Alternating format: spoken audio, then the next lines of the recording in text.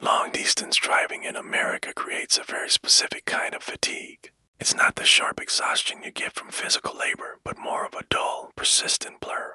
Miles stack on top of miles, and the endless stretch of headlights on the road makes you feel like you're in a trance. In that state, travelers depend on places like motels. They're predictable, they're anonymous, and most importantly, they're temporary. This is a story that exists in that strange in-between space. The motel itself was nothing special, just a standard roadside building right off a two-lane highway, its sign buzzing under fluorescent lights advertising vacancy. Nothing about it stood out other than the fact that it was convenient.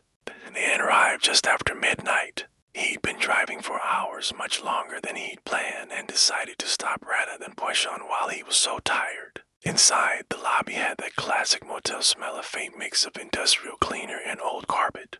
A television was playing softly behind the front desk. The clerk barely even looked up from what she was doing. "Room?" she asked. Her voice flat, he just nodded. She typed something on her computer, slid a plastic key card across the counter, and said 108. End of the hall. Her tone was completely neutral, like she'd said that same line 1,000 times. It was all just part of her routine. He took the key and walked back outside into the cool night air. The parking lot was nearly empty, and his footsteps seemed to echo more than they should. He found the hallway the clerk had pointed to and started walking. He passed room 101, then 103, then 105. The numbers were jumping by too, which is pretty standard for one side of a corridor. He kept walking, expecting to see 107 and then 108. He saw room 107, but beyond it, the hallway just ended. There was a blank wall where the door to room 108 should have been. He stopped, completely confused.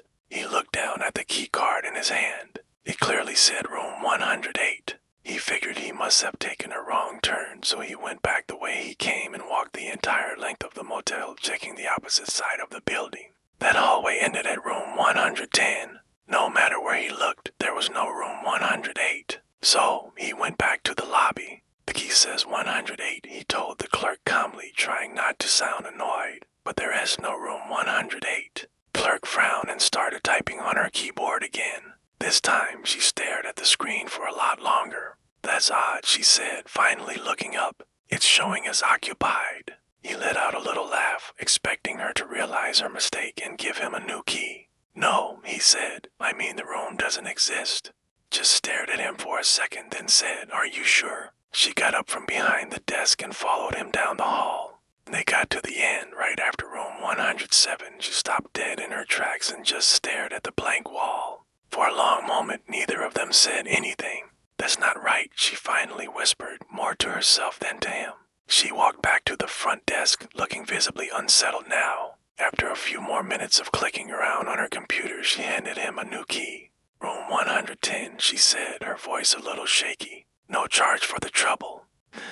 He accepted it and spent the night in room 110 without any other issues. The room was perfectly ordinary. He fell asleep almost instantly and slept deeply. The next morning, though, his curiosity got the better of him. As he was checking out, he asked the new clerk on duty about room 108. She just gave him a confused look. "There's no room 108, she said.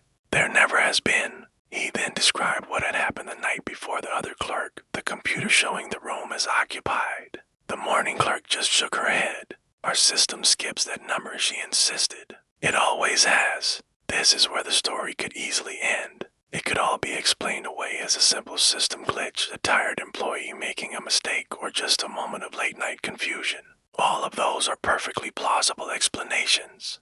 But here's where it gets strange. Similar stories pop up all over the internet. If you dig through old travel forums, you'll find scattered posts describing motel rooms that seem to appear out of nowhere. Doors that lead to nothing. Keys that work for rooms that the staff swear don't exist. Of course, none of these accounts are verified. Many are probably just exaggerations or misinterpretations fueled by exhaustion. When you're tired, your mind can play tricks on you. And yet, there are patterns. In several of these stories, the mysterious room only appears late at night. The guest is always tired, distracted, not fully paying attention. Room is always at the end of a hall, and by the next morning, any trace of it is gone. There's one unverified account from a guy who claims he actually found the room. He said that the blank wall at the end of the hallway felt soft, almost hollow, when he touched it. He left, but when he came back later that night, a door was standing there. It was unmarked and looked slightly misaligned with the wall. His key worked. He said that inside, the room looked like a motel room from another decade. The furniture was old-fashioned. There were no outlets near the bed. The television just played static. He said the air felt stale and unmoving. He only stayed for a few minutes before getting spooked and leaving. Now, this account can't be confirmed, and it probably was just a vivid dream or his imagination running wild. Fatigue has a way of blurring the line between what's real and what's not. Memory likes to fill in the gaps with a good story. Still, sometimes even motel staff will admit to oddities. They'll talk about strange numbering irregularities in the hallways, or blueprints that don't quite match the current layout after years of renovations. They'll mention closed-off sections from past expansions that are now just empty, forgotten spaces. These are the documented realities of old buildings. But what isn't documented is a room that can appear and disappear at will. Psychologists have a term for places like motels, rest stops, and airports, liminal spaces. These are transitional places meant for passing through, not for staying. And in these spaces, our minds can loosen their grip on certainty. It can heighten feelings of dissociation, making reality feel a little less solid.